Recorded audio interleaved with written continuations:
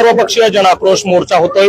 हा मोर्चा पुण्यातील लाल महल ते जिल्हाधिकारी कार्यालयापर्यंत जाणार आहे। मोर्चाला अगदी थोड्या वेळात सुरुवात होणार आहे। मोर्चेकरी या ठिकाणी जमलेले आहेत। हा सगळा लाल महलचा परिसर आहे। साधारणपणे 10 ते 11च्या दरम्यान हा मोर्चा सुरू होणार होता। मोर्चेकरी जमायला सुरुवात झाली। पोलिसांचा तगडा बंदोबस्त देखील या मोर्चामध्ये असणार आहे। बीड आणि परभणी नंतर आता पुण्यात मोर्चा होतोय। माझ्यासोबत काही मोर्चेकरी आहेत, मी त्यांच्याशी चर्चा करणार आहेत। हा जो जनाक्रोश मोर्चा आहे यामधून तुमच्या प्रामुख्याने मागण्या काय काय? बघा, संतोष देशमुख यांचे आमच्या बांधवाचे एक हत्या झालेले आहे। त्या आरोपींना फाशीची शिक्षा झाली पाहिजे आणि जो आका आहे त्याचा सीडीआर तपासला तर मोठा आका पण येणार आहे। मोठा आका मंत्रिमंडळात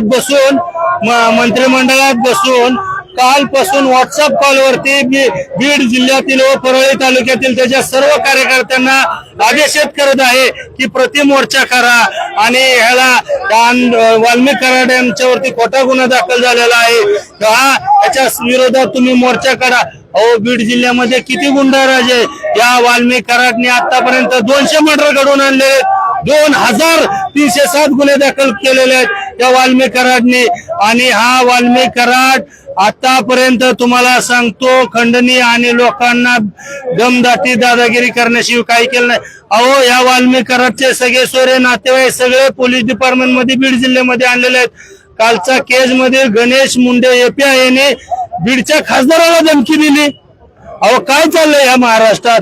अहो, अजितदादा सर्वसंबंध महाराष्ट्रातील मराठा समाज 18 पगड जातीतील लोक म्हणतात की धनंजय मुंडेला मंत्रिमंडळातून काढा आणि तुम्ही त्याला मांडी घेऊन बसता। दादा अभय देतात धनंजय मुंडेला? 100% वाटतंय, कारण का अजितदादाला व अजितदादाच्या जवळच्या सहकार्याला धनंजय मुंडेने 100% ब्लॅकमेलिंग केलंय।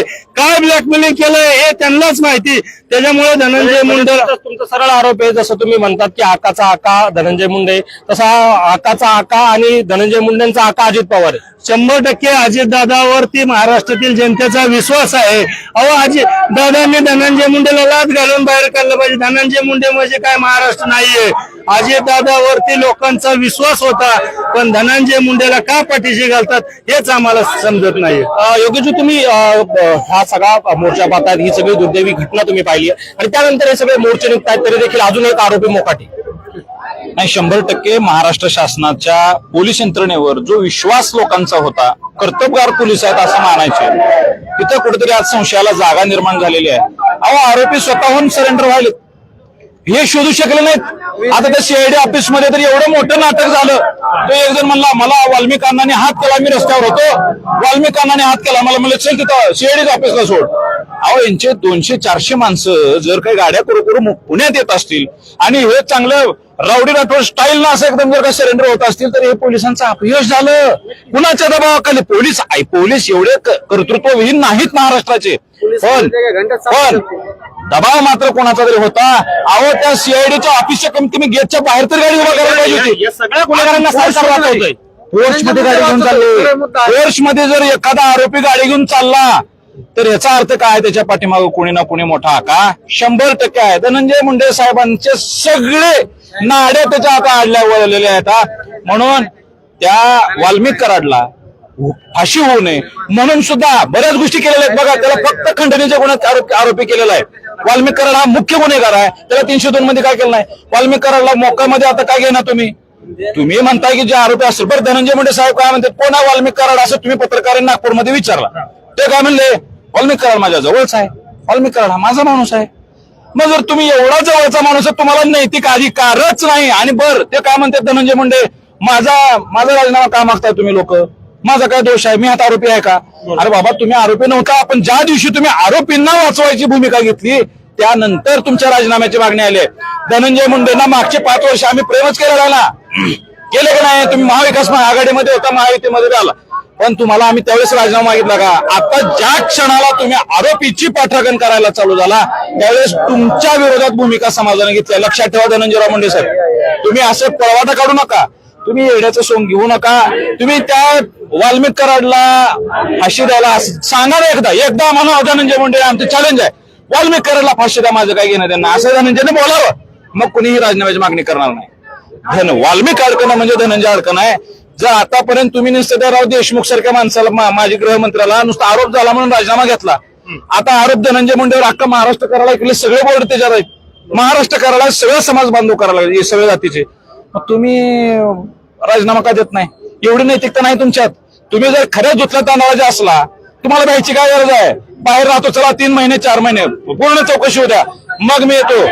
अजय दादाला कळू नये का आमच्या? नुसतं मराठा म्हणून घ्यायला हे नुसता म्हणतोय म्या दादा. अरे कुठला दादा आणि तू पाहताला का?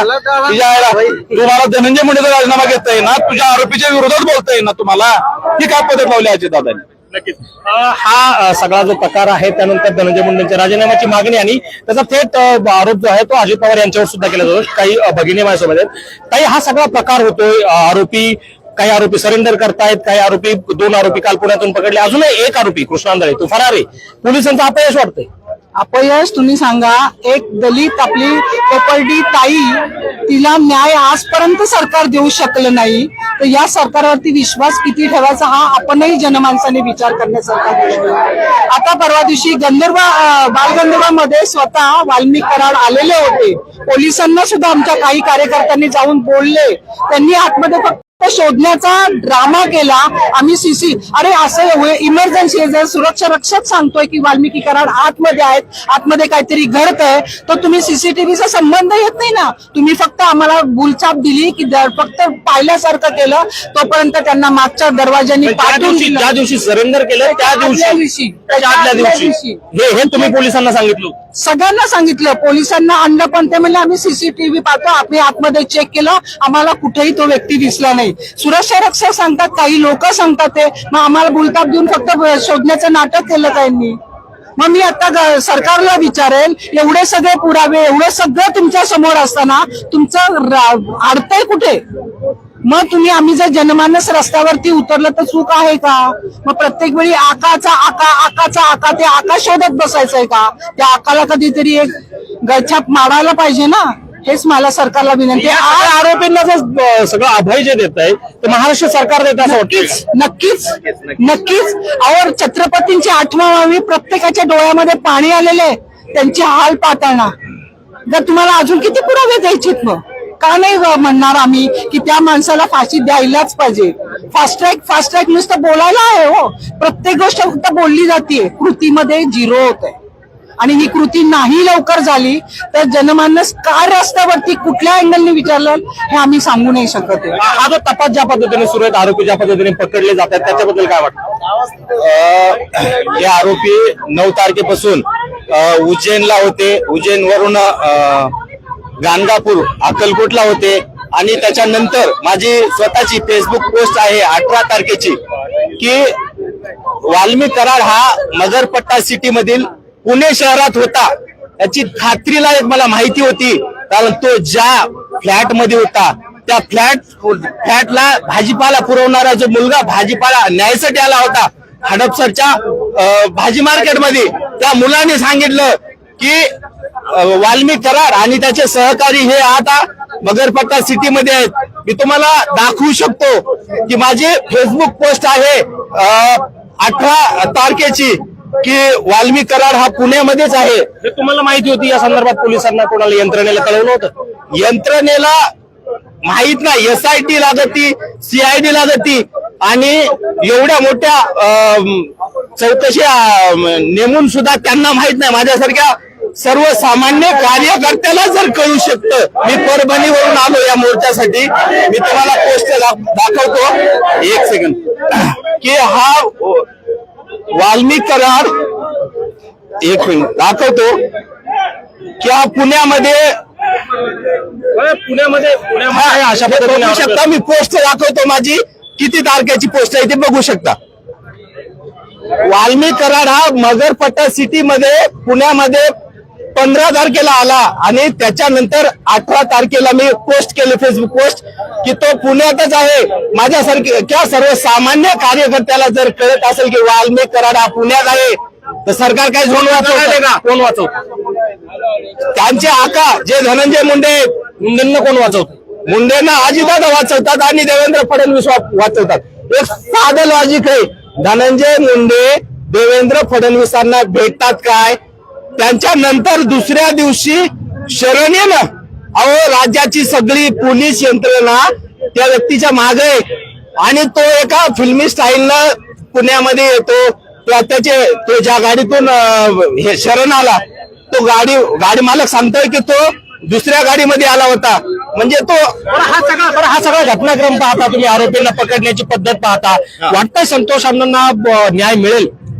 संतोष अण्णांना न्याय फक्त आता हे आंदोलकच मागू शकतात आणि रस्त्यावर जोपर्यंत आपण उतरणार नाही, न्यायासाठी आक्रोश करणार नाही, तोपर्यंत न्याय मिळणार नाही.